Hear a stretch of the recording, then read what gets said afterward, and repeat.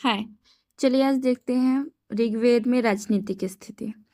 समाज कबीलाई व्यवस्था पे आधारित था। कबीले के राजा को गोप कहते थे।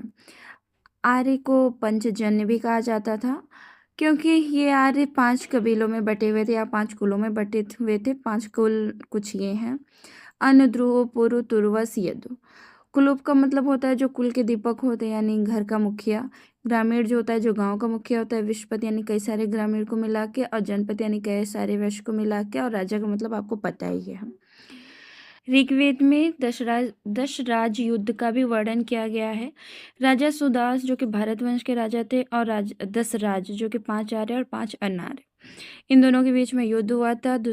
सुदास जीत गए थे और ये रावी नदी के किनारे हुआ था। राजा का मुख्य कार्य कबीले की रक्षा करना है। राजनीतिक संस्थाएं 3 थी: सभा, सीमित और विदत।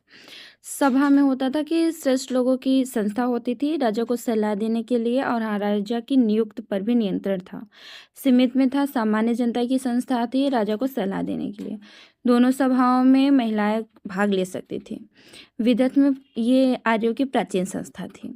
राजा भूमि का स्वामी नहीं था। भूमि का स्वामित्व जनता में निहित था। राजा का कोई स्थायी सेना नहीं होता था। कर प्रजा के द्वारा उनके स्वेच्छा से दिया जाता था। ऋग्वेद में राजा को गोप्ता जनश कहा जाता था, और पूरा भित्ता का मतलब होता है जो नगरों पे विजय प्राप्त करने वाला हो, जैसे राजा। और इसके आगे का वीडियो अगले पार्ट में देखने के लिए धन्यवाद।